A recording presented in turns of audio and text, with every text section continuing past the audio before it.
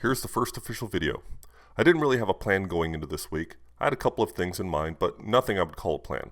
However, on day one, something presented itself. This is a very minor project. It only took 10 minutes, and that was with setting up the camera and lights. I'm sure all of us have had a bulb go out in our vehicle. I'm not sure how most approach this. Do you take it to a shop or ask the associates at the parts store to help you? I know not all vehicles are as easy to work on as my truck, but I think it's worthwhile to just do it yourself. For me, it was as simple as lifting up 2 metal retaining pins and pulling out the headlight. Below that was a simple plastic clip that holds the turn signal housing. The bulb holder just twists out and you pop out the old bulb and insert the new one. Installs reversal removal. I did get hung up a bit on the retaining pins just getting things lined back up. Simple fix that anyone can do.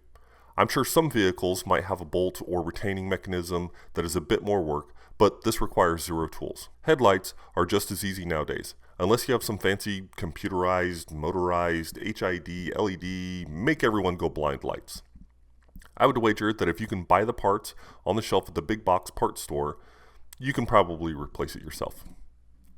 For day 2, I thought I would just walk you through my morning routine. We all have them, but I'm sure that they're all a bit different. Why would I choose to show this? Well, how do you know if what you do is the best practice if you don't have a frame of reference? I'm sure most of us only have what we saw in our house growing up or living with a significant other or roommate. In most cases, I doubt you watched too closely how they did any of this. It might be a bit creepy if you did. I get up each workday at 5:30 a.m. to an alarm on my phone. I don't have any snooze timers or anything else. I get up at the alarm because, well, that's as late as I can sleep and still get ready for the day. That and the dog will definitely get me up either way. Many times it's before 5:30, but she is pretty good about letting me sleep until the alarm. Once the alarm goes off, she's ready to go outside and get busy. I'm sure many people have doggy doors or something a bit easier, but that's not practical in our house. I also have an open yard to the world, so the fear of her running off is also on my mind. Next we come in, she gets fed. I also feed the cat and top off the water bowl. When she finishes, she gets her insulin shot.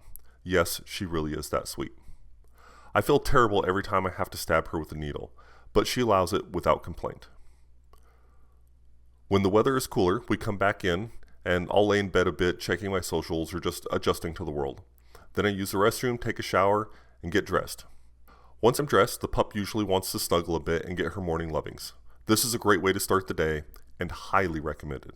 When getting dressed, I usually wear some basic things each day. When putting on socks and shoes, I always do the right foot first to get started off on the right foot. Not in a neurotic way or OCD way, but just to try and get my mind on the right track for the day. I also typically get up on the right side of the bed for the same reason. I do what I can to help the universe align to help me out each day.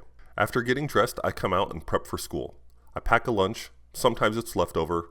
I think the rich kids call that meal prepping. Depending on my mood and the food situation, I will either make a breakfast or grab something on the way in. Obviously, making it at home is best and cheapest, but we all have our vices. I usually put on sports highlights while I eat and snuggle the pup a bit more. When the sun comes up, we go out for a bit to get her some exercise. When the weather is warmer and we have more sunlight, we go for a quick walk. She loves to be out sniffing stuff. We live in a fairly quiet area, so there aren't too many distractions other than squirrels. Did you say squirrels? I never get as much time with her before we head out. She gets a cookie and a smooch, and then I'm out the door. It's an easy 35-minute drive to work. There's plenty of traffic, but my roads aren't too congested. I just put on some music and cruise on into work. I'm sure some of you listen to podcasts, but I just can't do that. As much as I might zone out to music, I can't imagine focusing on a podcast and not the road. Can anyone explain how you do that? Comment below. I try to get to school at that sweet spot between when 2 schools stagger their start times. Anyone with children, or if you can recall dropping kids off at school, is a nightmare. Parents, you're the worst drivers. You think your child is the most important, and you're ruthless with cutting off others and being a poor driver. Of course, this is only for those who can manage to be on time. When you're usually, quote, almost late every day, shame. After arriving on campus, I drop my items off in my room, which happens to be right next to the entrance to the school. I check my school mailbox, sit down, check emails, or anything else I've missed. One of my first items to check is the climate form. I know many teachers who have borrowed or stolen this from me, and I stole it from someone else. Some of you with elementary age children may have seen something similar with popsicle sticks or something as students come in. Mine isn't too different from that. I don't have elementary students, but I still feel it's important to check in. Society's taught us that when we're asked, "How are you today?" we should simply reply with, "Good, how are you?" or something similar as to not draw out the encounter or involve others too much in our lives. This silly little form I make is genuinely asking, "How are you today?" I want to know what's going on in their lives. I genuinely want to know if there's something I can do to help them with. I mean, isn't that my job? Over the years, this form has taken many forms. Does that count as a pun? I've had students treat this like a joke of the day or fact of the day. I've learned and laughed a lot from that. I have students who truly tell me how they are doing. I've had a couple students treat this as a daily diary. Not for my benefit, but actually to check in with themselves.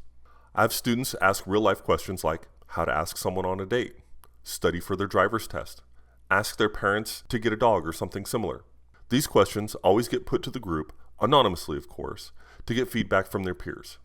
I read all of this aloud to the class so that we can share and learn from each other, except the sensitive stuff, of course. There are much tougher questions that get asked as well, like, how do you come out to your parents? I know in some states we can't discuss things like this. I, however, feel it's important for all students to be heard. I have no experience with this topic, but other students do. They can tell their own story, let them know how a friend handled it, or even refer them to counseling or other resources to help navigate these topics. It's not my place to tell them what to do or judge them for being themselves. It is my job to support them in their own personal pursuits, even if it doesn't align with my own beliefs. The toughest thing we have to deal with is when a student confides in you, and the form for that matter, to ask for help with mental health issues. Our legal protocol is to immediately call the counseling office to get the student the help that they need. We can't send an email or wait until the end of the day. It has to happen immediately, and we need to do it with some discretion. I'm not sure how many other professions deal with things like this, but this is definitely the toughest part of teaching. And that, my friends, is my silly little climate form. Such a simple thing with a huge impact. I encourage you to implement something like this in your home or work life. It takes time to build it up and for others to share, but it actually works when people use it. Try it out, modify it, and see how you can use it. Let me know how you're using it and where you've found success. Whew. After a long day of emotionally draining activities, I get to come home. I do my best to leave as soon as we are contractually can. It's not that I don't want to do more for the students or for the school, but I give 100% each day, so I don't have anything left to give after my work hours. I also have someone with special needs at home to take care of, so I want to get home as soon as I can. Traffic going home is usually a bit more congested, but it's not too bad. When I get home, the pup goes out immediately. We check the mail and play for a bit if the weather isn't bad. Then we head inside so I can change, and hopefully we can get back out to play or go for another walk. She's a very active pup even with her advanced age and with her health concerns, but she also needs that exercise to stave off those health concerns. She eats at 5 p.m., gets some joint supplements with her dinner, and then her insulin shot again. I typically eat around the same time just to make it easy. Then I need to figure out the rest of my evening. Lately it's been a lot of watching shows, but now I'm trying to do this YouTube thing. Yesterday I spent about an hour writing this script. Yes, my life is scripted. I was supposed to have a therapy session this week, but it got rescheduled. We're off to bed around 8:30 p.m. I might spend 20 minutes on my phone, but I get enough screen time throughout the day. I typically spend about 90 minutes a day on my phone, which apparently isn't enough according to the students. If this social media thing gets bigger, I might spend more time posting, but I still want to limit my screen time. I get plenty of time on my computer, and if I watch shows, there's plenty of screen time. I know it's frowned upon, but I usually put a movie on before going to sleep. I usually only watch about 15 to 20 minutes and then I shut it off. I'm typically pretty tired, so there's no need to keep it on. I always put on something I've seen like 100 times, so I don't focus on it. If it's too interesting, I won't drift off. I'm sure that's an issue for some of you. How many of you put something on TV or your phone to go to sleep? How many of you don't have any devices at all in the bedroom? Was any of this informative, interesting, insightful? Did you get anything from it? I'd like to know how some of you handle your daily routine. Do you have one? Is mine different from yours? Leave a comment and let me know how you get through your day.